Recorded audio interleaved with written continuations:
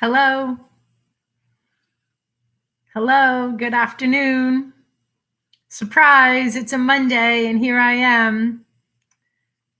Probably many of you don't trust that I'm ever here on a Monday, so maybe you won't show, but maybe you'll see me flashing on your phones or on your devices.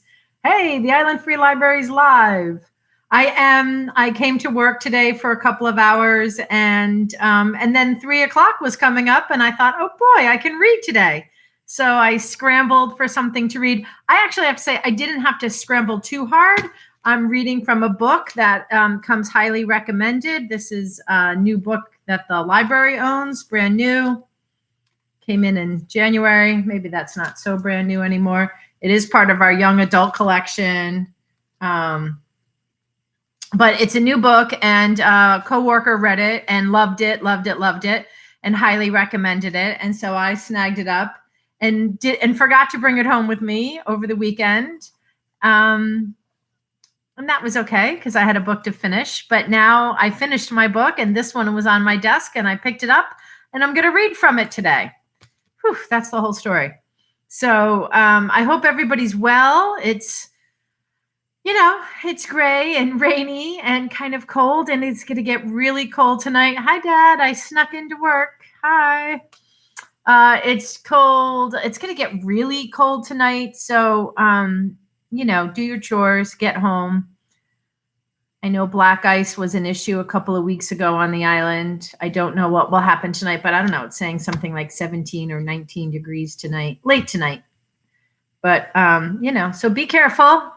Do what you need to do. Get home. Or maybe you already did that in your home and you're like, psych, she's going to read us a story. I am. I'm going to read something. And I have to say, I've been thinking a lot about the town that I live in and our first warden and our local government and how in my job I can remain professional and yet positively impact the island and help the dialogue move to a healthier place around some 30-year-old actions, which really, you know what, they happened. That's what happened. But what I'm most concerned about right now is the dialogue around those actions. And I don't see that as healthy or constructive or about the real issues. And so I'm going to read this book cover to cover and see if we can put together a positive response and move forward together as a community. That's my first public 2 cents on that subject. Haven't done that yet.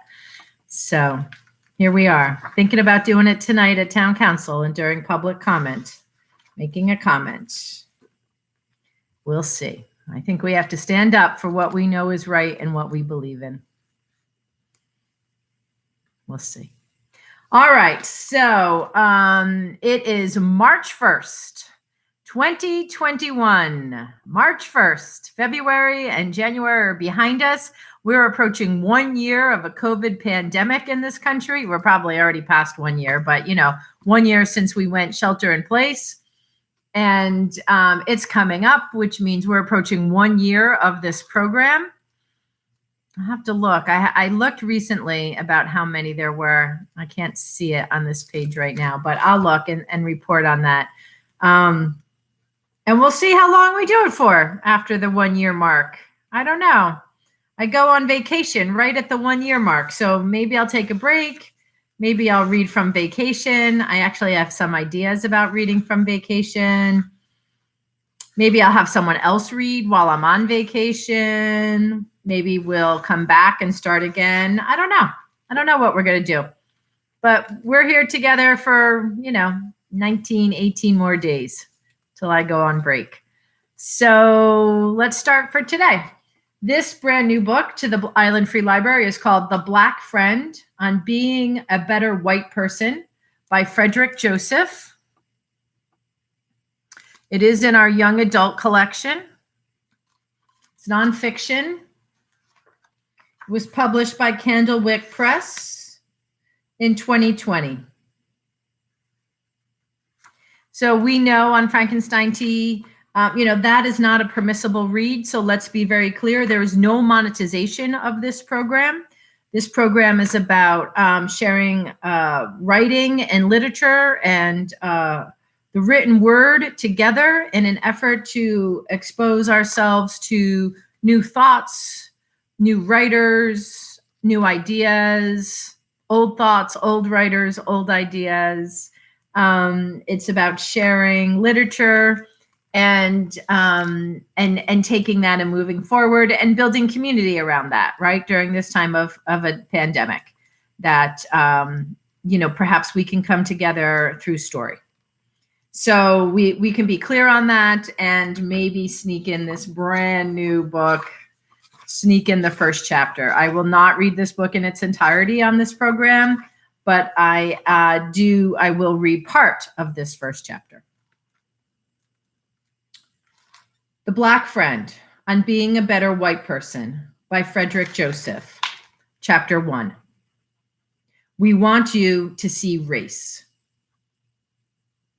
There's something special about firsts.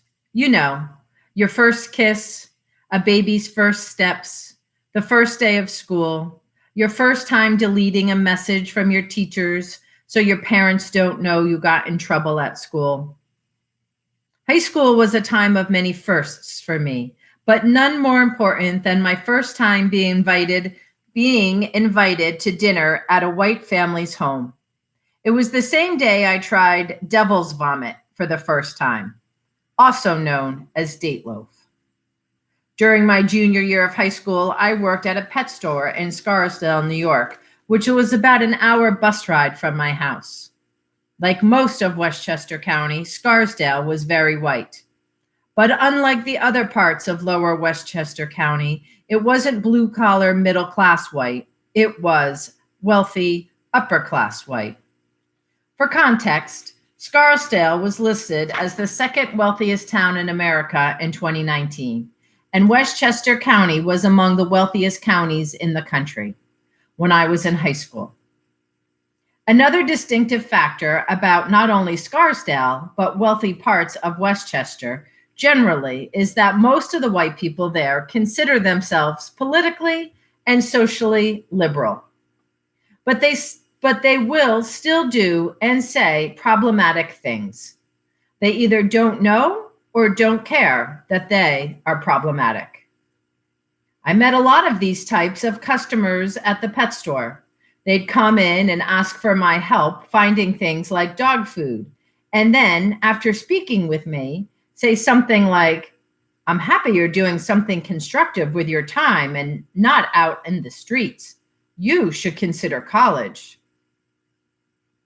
As if I weren't an honor student and would otherwise be spending my time robbing banks. While these interactions made it hard to work there, I did become close with some of my white coworkers who were from the area. In particular, two guys I'll call Patrick and Matt for the sake of anonymity and avoiding a lawsuit. The two of them managed to get along with everyone. They also acted like their families didn't have a boatload of money, almost as if they were like the rest of us, working because we had to. I would talk with them about everything: sports, video games, anime. It seemed like anything I was into, they were as well. One day we were on break talking about the game Super Smash Brothers, which was my jam, and if you haven't played it, you've lived a lesser life. And Patrick suggested that Matt and I come over that Sunday to have dinner and play the game with him. Up until that point, I'm not sure that I had ever been in a white person's home, which might sound surprising, but I didn't live near any white people, and the families of my white classmates weren't really the invite the black kid over types. I figured, hell, if people can go to the moon, I can try dinner with white people. Plus, I had seen enough episodes of Seventh Heaven and Boy Meets World to know what to expect. So I accepted the invite. One small step for Frederick Joseph, one giant leap for black kids with a couple of white friends everywhere. I wasn't nervous about the dinner itself, but I was anxious about it when it would be taking place. Sundays for me were a very sacred time, and I had a specific view of how they worked. Growing up, I started and finished every Sunday the same way. I would wake up to the sound of my mother playing soul music and the smell of her cooking grits and canned salmon. We didn't have fresh salmon money then. And I would have 4 minutes of peace in bed before she would yell, "Get up and do your chores." That was the routine for most of my life as a kid. I would get up on Sundays, eat breakfast, and then help clean our apartment while my mother cooked dinner, which typically included collard greens, cornbread, and mac and cheese. You should know, I can basically taste the food while writing this. I know everyone says this, but my mother is legitimately the best cook. Her food isn't always healthy, and I have no problem throwing my mom under the bus about that, but it's good as hell. But my house wasn't the only place like this on Sundays. You could smell similar scents at my cousin's house and hear the same types of soul music down the hall at my neighbor's house. This was how my mother was raised, and countless other Black people as well. If you weren't up cooking and cleaning, you were in church. In fact, the music and the foods might have been different, but this was the same scene in the homes of many people of color around the country. Food, music, and family are the essence of race and culture for many of us. I was actually pretty interested to find out what a white Sunday looked like. What did white people eat? What was the white version of soul music? The Beatles? Or maybe Elvis, who was a racist thief? Google it if you don't believe me. The experience I ended up having at Patrick's house was not only void of everything I was used to, but it tainted my Sundays for the rest of time. That Sunday afternoon, I arrived at Patrick's house in a cab and was immediately impressed. They lived in a home with a driveway gate that had a video intercom. This already put them in a higher class than the white television families I had seen. After my cab was let past the gate, I saw that Matt's car was already there, which eased my mind. I wouldn't have to meet Patrick's family alone. I rang the bell, and within seconds, the door was opened by a tall white woman who looked like she could have been Tina Fey's sister. She stared at me for a moment as if to take in what I was wearing and confirm that I wasn't a threat, and then said, "You must be Frederick. Come on in." I thanked her for having me and handed her a pie I had bought at Trader Joe's. I figured that would be the easiest thing to bring them, as everyone loves Trader Joe's, regardless of what race they are or how much money they have. When I walked in, I was greeted by Patrick's father, who sort of reminded me of Ben Affleck. Not the Batman version, the out-of-shape version. He shook my hand and said, "It's a pleasure to meet you, son." That followed up with, "Strong handshake, like that on a boy your size. I'm sure you can palm a basketball. You can probably dunk, too. No NBA in your future?" You're probably thinking, wow, that was racist as hell. You're right. It was. If you're not thinking this, we have a lot of work to do, and you should refer to the stereotypes entry in this book's encyclopedia. I didn't know how to respond, and luckily I didn't have to, because at that moment, Patrick came downstairs to greet me and take me upstairs to their game room. Yes, they were that rich. When we got to the room, Matt was sitting there playing Smash Brothers with Patrick's brother, who was about 11 years old. After a few minutes of talking, I got comfortable and joined them. We played for a few hours. Then Patrick's parents called us downstairs for dinner, which surprised me because I hadn't smelled any food being cooked. When we got to the dining room, there was about 10 cartons of Chinese food laid out. As I said, I had no idea what to expect from a white family dinner. Maybe a green bean casserole? But it certainly wasn't Chinese takeout.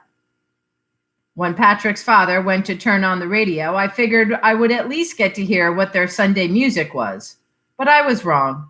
Instead, he turned on NPR, National Public Radio, which I've come to realize is like religion for liberal white people. I suppose Patrick's parents couldn't tell I was confused because they asked me what was wrong. I told them all about Sundays in my household and about my mother's cooking. Patrick's mother responded by saying, "That sounds nice. What does your mother make?" Before I could respond, Patrick's brother jumped in and said, "Fried chicken," and laughed, assuming we'd all think his comment was funny. Patrick's father swiftly turned to his youngest son and said, "That's not funny, Michael. Apologize to Frederick." But I jumped in with, "It's okay." In fact, there was nothing okay about it, but I was so embarrassed and hurt that I just wanted to move past this deeply racist moment. I was expecting one of my friends to stick up for me and condemn what was said, but Patrick simply chimed in by saying, "Michael, you're a little jerk," and then changed the conversation to how the Yankees were doing that season. I sat quietly for the rest of dinner, picking at my food until everyone was done eating. After Patrick's parents cleared the table, his brother went back up to the game room, and his parents asked the three of us to stay downstairs for dessert and to talk. We went into the den, and Patrick's mother and father sat for a second and stared at me. Then Patrick's father said, "Frederick, I want to apologize to you." At that point, I would rather have been anywhere in the world but in that room, surrounded by white people staring at me. Looking back, it felt like I was in the sunken place from Get Out. So I simply said again, "It's okay," hoping I could just call a cab and head home soon. Patrick's father slammed his hand on a table near him and said, "It's not okay. I don't know where he got that from." Which was interesting, seeing as he was the same person who made the racist basketball comment when I walked in. An older me would have said, "He obviously got it from you, Chad," but I said nothing. I don't know if his name was Chad. I just figured he looked like a Chad or maybe a Dan. I also imagined that he had played lacrosse and would shotgun beers at frat parties in college. Patrick's mother said, "The reason we are frustrated by what Michael said is because in this family, we don't see color. When you are here, it doesn't matter if you're black, orange, or purple. You're a human, Frederick." Both Patrick and Matt nodded and smiled at me when she was finished to affirm that they were on the same page as her. I just sat and stared at them, then stared around the room. She then proceeded to go into the kitchen to get dessert. There are two sayings that almost every person of color has heard various times in their life. "Why does everything have to be about race?" And "I don't see color." These sayings are directly responsible for many of my migraines over the years, and more important, they are part of the reason for a lack of racial progress in this country. What I might not have been as thoughtful about racism when I was younger as I am now, I still hated the idea of people not seeing color because it doesn't make sense. You can't tell me that they don't see my blackness when you have to see my blackness to even make that statement. The statement contradicts itself. Beyond making no sense, the statement is also extremely racist, even though most people saying it think it's the exact opposite. But I wouldn't learn that until later in life. When Patrick's mother walked back into the den, she was holding something that looked like banana bread, which I was happy about. The least they could do was have a solid dessert to end the night. She cut everyone a piece and they began eating. I picked up my piece and took a bite and quickly realized this wasn't banana bread at all. It wasn't sweet and the texture was off. I asked what it was, and Patrick's mother responded, "Date loaf." I didn't know what the hell date loaf was, nor did I care. I had had enough. First, they ruined my Sunday dinner. Then they were racist, and now they were trying to poison me. For those who aren't aware, date loaf is basically bread with nuts and dates. It can be camouflaged as other things, such as banana bread, and it is disgusting. It tastes like soggy wheat bread with crunchy nuts and fruit in it. I don't know why anyone would eat it themselves or serve it to their guests, unless that person is pulling an elaborate prank or hates their guests. I got up and went to the bathroom and called my cab. When I was walking back to the den, Matt was standing there and he asked whether I was okay. I told him I was getting ready to leave because Patrick's family was racist. He responded by telling me I was wrong and that they said they didn't see color. I tried to explain why that didn't make sense, but he told me I was looking for something to be mad about. While I'm paraphrasing a lot of conversations in this book, some of the things that were said I never forgot and remember word for word. That comment of Matt's is one of them. A few minutes later, Patrick's father told me my cab was outside, and I thanked them and left. I thought about the day the entire ride home, and then I thought about it the next day, and I kept thinking about it for months and now years. I didn't just think about the racist things that happened. I thought about how everyone had created a shield so I couldn't criticize their racism, and how I also felt my Blackness being erased in the process. I disliked myself for a long time for giving them that power, for not holding them accountable. I've come to realize that a fear of accountability is why white people say things like, "I don't see color," and "Why does everything have to be about race?" Because to see my color, to see my culture, to see my race would also mean taking responsibility for how white people have historically treated people my color, with my culture, from my race. I may not have realized it when I was younger, but being at Patrick's house helped me come to terms with something important. From the expectations and stereotypes about what foods we eat, to what talents we have, or what activities we enjoy, every interaction in some way is influenced by race. More important, talking about and combating racism doesn't make everything about race. Racism makes everything about race, and racism can be found in every part of society, from our educational system to our legal system. Non-white people are disproportionately mistreated and oppressed. Except when it comes to food. I can safely say that green bean casserole is a form of white oppression.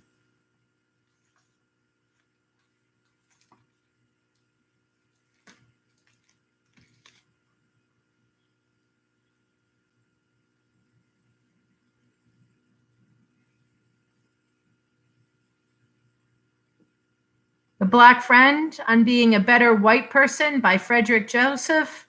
Just published, just released, just out, nonfiction, published by Candlewick Press. Available at the Island Free Library, after I read it, of course.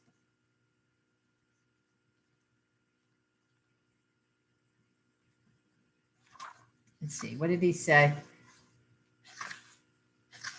Stereotype. He said to look it up in the back here, right? An Encyclopedia of Racism.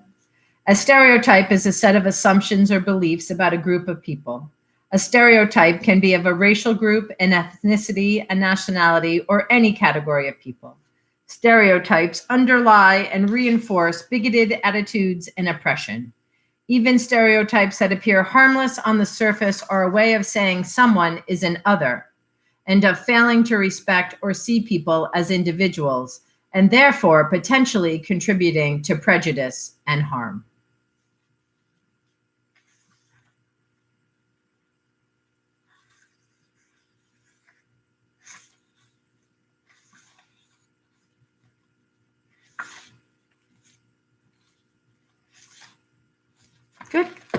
Good stuff in here. All right. I'm going to go back to work for a little bit, then maybe have a little bit of an afternoon off. Green bean is mom's favorite. Everybody's different. All right. Be well, everybody. See you soon. See you tomorrow. Yep. I'll see you tomorrow. It'll be Tuesday. Library will be open. We're open 11 to 7 on Tuesdays. We have knitting night at 6. If you want to join that, don't forget. We have music time with Miss Carrie at 11. We have Frankenstein Tea at 3. And we have one closed session group, not open to the public. We have memoir that runs. And that's only closed session because they're writing their memoirs and it's somewhat personal. But if anybody ever wanted to join memoir, you can certainly make a request and open that group up to interested parties. Everything else is wide open, free, and we hope to see you at those events. Okay, bye. Peace.